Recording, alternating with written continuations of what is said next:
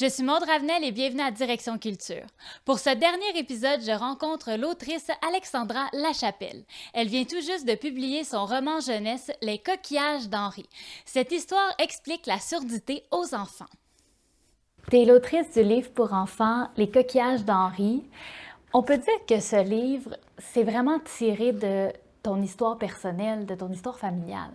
Bien, c'est un petit peu ça. En fait, l'objectif, c'est que quand je suis partie pour écrire, je voulais partir de quelque chose que je connaissais. Moi, je suis pas audiologiste, j'ai pas la prétention de dire que je connais tout ce qui est clinique au niveau de l'oreille, mais le ressenti de ma famille, dans le fond, c'est plus là-dessus que je voulais travailler. J'ai une maman qui a des difficultés à entendre, qui porte des appareils aux deux côtés, puis mon garçon est appareillé d'un côté depuis qu'il a 4 ans.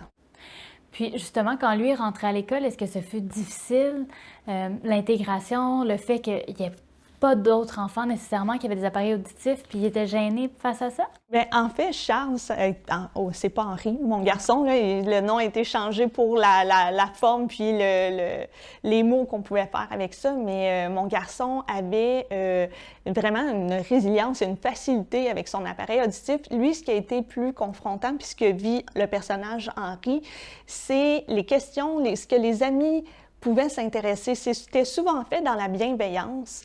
Des questions tout à fait normales, de curiosité d'enfant, mais il n'y avait juste pas les mots pour l'expliquer parce que pour lui, c'était tout à fait de sa réalité de tous les jours. Là. Au même titre qu'il y a les cheveux bruns et les yeux bruns, pour lui, il y avait un appareil auditif et des lunettes. Donc, il ne savait juste pas comment l'expliquer. La question qui se faisait souvent poser, c'est « Pourquoi tu as de la pâte à modeler dans tes oreilles? » Parce qu'il avait choisi des couleurs bleues, fluo et vert qui pouvaient ressembler, mais pour lui, il a juste répondu « Bien, c'est pas ça. » Puis là, j'ai dit « Est-ce que tu as expliqué aux amis? » « Mais maman, c'est comme ça, c'est tout. » Donc, il n'y avait pas les mots. Les amis restaient sur leur faim, si on veut, de curiosité, puis mon garçon insatisfait, parce que la question revenait toujours. Fait que ça vient un peu de là, l'idée des coquillages d'Henri, outillé pour parler de différence. Dans le livre, le vocabulaire est vraiment un vocabulaire soutenu. On parle de la partie interne de l'oreille, donc on fait confiance à l'enfant que son intelligence lui permet de comprendre tout ce vocabulaire. Bien, en fait, effectivement, comme tu disais, on ne prend pas les enfants par la main en leur expliquant tous les mots. Il y a des mots qu'ils connaissent bien, puis en fait, on y va plus dans l'image. Mon objectif, c'est plus de parler de l'image, comment représenter ce à quoi sert le tympan ou ce à quoi sert la cochlée, ou avec des mots d'enfant. On fait souvent le référent au coquillage. Mais on garde les vrais termes. On apprend même les termes d'audiologiste, audioprothésiste, orthorhinolaryngologiste, même si c'est un très long mot qui peut être difficile à dire à cet âge-là ou à lire. On utilise les vrais termes, mais toujours avec un niveau pour que ce soit accessible pour les enfants, puis avec un petit peu d'image intéressante. Ce livre a été illustré par Ariana Garcia. Oui. Comment ça s'est passé avec l'illustratrice? Comment ça se passe quand notre livre doit être illustré? En fait, c'est sûr que moi, c'est un manuscrit que j'ai envoyé à une maison d'édition. Une fois que le manuscrit a été accepté, qu'on l'a travaillé à un certain niveau, il est proposé à des illustrateurs et illustratrices. Et ils ont tout de suite pensé à Ariana. On m'a dit, entre autres, par son amour de l'univers, un petit peu de la plage, de ce qui pouvait l'inspirer, parce qu'on a vu qu'elle venait, entre autres, du Mexique, donc elle pouvait s'inspirer de ce qu'elle connaissait. Et elle avait des personnages de cet âge-là qui étaient tout à fait là, mignons à souhait, mais elle était capable d'aller chercher un détail et puis un deuxième niveau à nos illustrations qui sont vraiment intéressants, parce que des fois, il y a des choses qui ne sont pas dites dans le texte, mais que l'image reflète. Quand tu as su que ton livre allait être publié, comment tu as réagi? C'était la fête, c'est sûr que c'était la fête.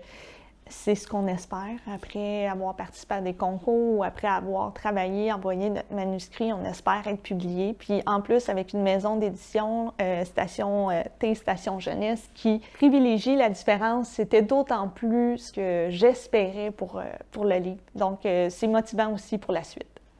Henri dit beaucoup de sentiments, puis on peut se rendre compte que c'est des sentiments que tous les enfants pourraient vivre, en fait, même s'ils n'ont pas de surdité, juste par la relation qu'ils ont avec les autres. Oui, puis en fait, comme auteur, moi, je ne suis pas malentendante, mais on a tous une petite différence ou vécu une situation qui nous différenciait des autres. Donc, je suis partie de comment moi, j'aurais pu me sentir quand j'étais toute petite, comment d'autres enfants peuvent sentir par rapport à une différence. Donc, oui, l'objectif est que tous les enfants puissent s'y reconnaître et trouver une façon de parler d'eux-mêmes à travers Henri, à travers ce qu'eux, ils aiment, parce que Henri part de sa collection de coquillages, mais n'importe qui a une situation qui voudrait parler, mais qui ne sait pas par où commencer, pourrait partir du même principe. Donc, le ressenti, je pense qu'il est un petit peu international, puis ben, je voulais vraiment là, que chacun puisse s'y reconnaître un petit peu. J'ai envie de dire que c'est un petit livre, mais c'est quand même un gros livre pour un enfant.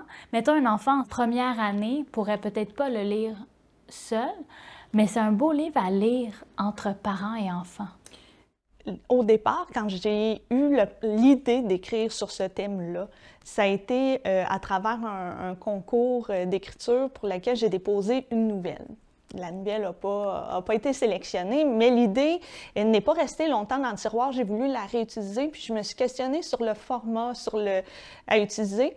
Et à ce moment-là, le mini-roman m'est venu en tête parce qu'on peut autant les chercher, comme tu disais, le jeune lecteur à qui un passeur, un parent, un enseignant, un intervenant pourrait faire la lecture parce que c'est pas extrêmement long, là. On en est peut-être pour quelques soirs à la limite, là, si on coupe le livre en petites lectures. Mais autant le premier lecteur, du 6 à 9 ans, et le plus vieux du primaire aussi, qui pourrait aller chercher les métaphores, qui pourrait s'amuser à trouver un peu de poésie à travers l'histoire. Donc, le mini-roman là, me permettait un inventaire pour aller toucher un max d'enfants. La poésie, j'ai envie qu'on en parle. Il y a plusieurs passages qui sont quand même très poétiques dans le livre. Est-ce que c'est un peu ta signature? Je pense que oui, avec le temps, je suis pas capable de me dissocier, de toujours essayer d'aller chercher une comparaison ou une image dans mes mots. Ça vient un peu naturellement. Puis des fois, j'ai juste besoin d'aller réfléchir ou faire un peu de recherche pour aller en remettre. Mais c'est vraiment ce que j'aime dans l'écriture. C'est ton premier roman. Est-ce que tu prévois en écrire d'autres?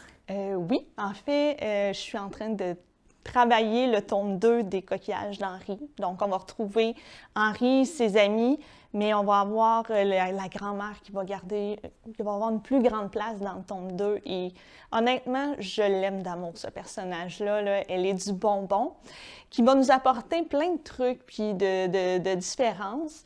Et sinon, je travaille aussi sur de l'adolescent actuellement. Là. Donc, je reste en jeunesse, mais dans une autre tranche d'âge. Vous pouvez vous procurer le livre Les coquillages d'Henri dans plusieurs librairies. Ce sera ainsi l'occasion pour vous d'expliquer à vos enfants la surdité.